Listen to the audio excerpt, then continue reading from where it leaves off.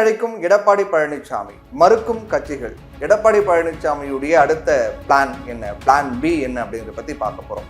ஏன் மறுக்கிறாங்க? கூட்டணிக்கு அழைக்கக்கூடிய நிலையிலும் கட்சிகள் மறுக்கக்கூடிய காரணம் என்ன, மறுக்கக்கூடிய நிலையில எடப்பாடி பழனிசாமியுடைய பிளான் பி என்ன அப்படிங்கிறத பத்தி நம்ம பார்க்கலாம். தமிழ்நாட்டில் அதிமுக பொதுச் செயலாளர் எடப்பாடி பழனிசாமி அடுத்தடுத்து பல கட்சிகளை கூட்டணிக்கு அழைச்சிட்டு வராரு. பாஜகவோட வலுவான கூட்டணி அமைத்தும் கூட அவர் அடுத்தடுத்து முக்கியமான கட்சிகளை கூட்டணிக்கு வாங்கன்னு சொல்லிட்டு இருக்காரு. அவருடைய இந்த செயல் பல கேள்விகளை எழுப்பியிருக்கு. முன்னாடி சிதம்பரம் தொகுதியில் எடப்பாடி பழனிசாமி மக்களை சந்தித்தார். அப்போ எடப்பாடி பழனிசாமி பேசும்போது, விழுப்புரத்துல கம்யூனிஸ்ட் கட்சியினுடைய மாநாடு அனுமதி கொடுக்கப்படுறது கிடையாது, திருச்சியில விசிக மாநாட்டுக்கு அனுமதி கொடுக்க மறுக்கிறாங்க, விசிகாவுடைய கொடி கம்பம் நடுறது கூட தடுக்கிறாங்க, இவ்வளவு அசிங்கப்பட்டுமா அந்த கூட்டணியில இருக்கணும், இந்த அவமானம் இந்த அளவுக்கு அவமானப்பட்டுமா திமுகவுடனான கூட்டணியில் தொடர வேண்டும், சிந்தித்து பாருங்க. அதிமுகவை பொறுத்த வரைக்கும் எங்கள் கூட்டணியில சேரும் கட்சிகளுக்கு ரத்தன கம்பளம் விரித்து வரவேற்போம், கூட்டணி என்பது சூழ்நிலைக்கு தக்கவாறு அமைப்பது அப்படின்னு தெரிவித்தார் எடப்பாடி பழனிசாமி. அதிமுக கூட்டணிக்கு வருமாறு எடப்பாடி பழனிசாமி விடுத்த அழைப்பை விசிக சிபிஎம் கட்சிகள் நிராகரித்தாங்க. திமுக ஆட்சி ஒழிக்க வேண்டும் என்ற ஒத்த எண்ணம் கொண்ட கட்சிகள் அதிமுக கூட்டணியில இணையணும், விஜயும் திமுக ஆட்சிக்கு எதிராக தான் போராடுறாரு, அதனால எல்லா கட்சிகளும் ஒன்றிணைய வேண்டும் என்பது அவருடைய கட்சிக்கு பொருந்தும்.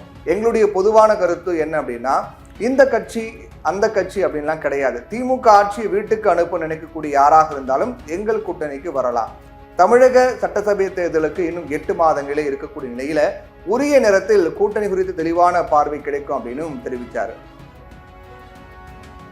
எடப்பாடி பழனிசாமி அழைப்பதற்கு பின் பல காரணங்கள் இருப்பதாக சொல்லப்படுது. அதுல மிக முக்கியமா பார்த்தோன்னா, விஜயும் மறுத்துட்டாரு, நாங்க எங்க தலைமையில் தான், விஜய் தலைமையில் தான் தாவேக தேர்தலில் சந்திக்கும் அப்படின்னு சொல்லிட்டாங்க. சீமானும் மறுத்துட்டாரு, கிட்டத்தட்ட சீமானும் தனித்து போட்டி அப்படிங்கிற மாதிரி சொல்லிட்டாரு. ஒரு தவறுக்கு இன்னொரு தவறு மாற்று கிடையாது அப்படின்னு அதிமுக திமுக மாற்று இல்லை அப்படிங்கிற வகையில் சொல்லியிருக்காரு. இப்போ எடப்பாடி பழனிசாமி கூட்டணி அழைக்கக்கூடிய எல்லாருமே மறுத்துட்டு வராங்க. இப்போ எடப்பாடி பழனிசாமி பொறுத்த வரைக்கும் ஒரு போதிய பலம் இல்லை அப்படின்னு ஒரு வாதம் முன்வைக்கப்படுது. அதுக்காக தான் கூட்டணி கட்சிகள்லாம் அழைச்சிட்டே இருக்காரு அப்படின்னு சொல்றாங்க. அதிமுக கூட்டணி வெற்றி கூட்டணி கிடையாது. அதிலும் இப்போ அந்த கூட்டணியில தேமுதிக கிடையாது, பாமக கிடையாது. பாமக விஜய் பக்கம் போறதுக்கான வாய்ப்பும் அதிகமாக இருக்கு. இப்படி இருக்கக்கூடிய பழைய வாக்கு வங்கியை தக்க வைப்பதே ஒரு மிகப்பெரிய சவாலாக எடப்பாடி பழனிசாமி இருக்குமா அப்படிங்கிற விமர்சனங்களும் முன்வைக்கப்பட்டு வருது. அதுவே கடினமான விஷயம் தான் அப்படின்னு சொல்றாங்க. இதனுடைய காரணமாக தான் தமிழ்நாட்டில் அதிமுக பொதுச் செயலாளர் எடப்பாடி பழனிசாமி அடுத்தடுத்து பல கட்சிகளை கூட்டணிக்கு அழைச்சிட்டு இருக்காரு. பாஜகவோட வலுவான கூட்டணி அமைத்தும் கூட அவர் அடுத்தடுத்து முக்கியமான கட்சிகளை கூட்டணிக்கு கூப்பிட்டு இருக்காரு.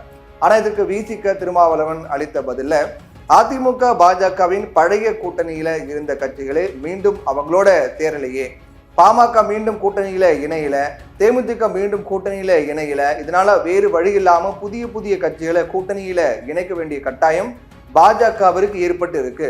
அதிமுக பாஜக கூட்டணி அமைத்த பின் ஆட்சியை கைப்பற்றுவோம் அப்படின்லாம் சொன்னீங்களே, இப்போ என்ன ஆயிடுச்சு? ஏன் கூட்டணியில வேறு கட்சிகள் இணைய முடியாம போயிருச்சு? ஏன் உங்க கூட்டணியில இருந்த பழைய கட்சிகளே உங்களோட சேர மறுக்கிறாங்க? திமுகவுடைய கூட்டணியில் இருக்கக்கூடிய கட்சிகளை இப்போது கூப்பிடுறீங்க, இப்போ ஏன் கூப்பிடுறீங்க அப்படின்னு பலரும் எடப்பாடி பழனிசாமி அழைப்பை நிராகரிச்சுட்டு வராங்க. கூட்டணிக்கான எடப்பாடி பழனிசாமியின் அழைப்பை மறுத்திருக்கக்கூடிய விஜய் சீமான் தரப்பு திமுகவுக்கு எதிராக பலம் வாய்ந்த கூட்டணியை அமைக்க முயலக்கூடிய அதிமுக முயற்சிக்கு முதற்கட்ட பின்னடைவாக இது அமைந்திருக்கு. தாவேக நாம் தமிழ் கட்சியை வழிக்கு கொண்டு வர எடப்பாடி பழனிசாமியினுடைய அடுத்த கட்ட முன்னெடுப்பு என்னவாக இருக்கும் அப்படிங்கிற கேள்வி எழுந்திருக்கு. பாஜகவை கூட்டணிக்குள்ள வைத்துக்கிட்டு அதிகபட்சமாக பாமக, தேமுதிக, புதிய தமிழகம், அமமுக, ஓபிஎஸ் அணி போன்ற கட்சிகளை மட்டுமே உள்ளே கொண்டு வரலாம். இன்னும் கொஞ்சம் முயற்சி பண்ணான்னா திமுக கூட்டணியில மதிமுக ஏதோ அதிருப்தி இருக்காங்கிற மாதிரி சொல்லப்படுது, மதிமுகவை கூட கொண்டு வரலாம். மற்றபடி எந்த கட்சியும் பாஜக இருக்கக்கூடிய கூட்டணிக்குள்ள செல்ல வாய்ப்பே கிடையாது. ஒருவேளை பாஜக இல்லாத பட்சத்தில் விஜய், சீமான், பாமக, தேமுதிக, புதிய தமிழகம் போன்ற கட்சிகளை வச்சு ஒரு அணியை அதிமுக உருவாக்கலாம். அந்த எல்லை வரை எடப்பாடி பழனிசாமியை பாஜக அனுமதிக்குமா அப்படிங்கிறது தெரியல, அதுக்கு வாய்ப்பும் கிடையாது.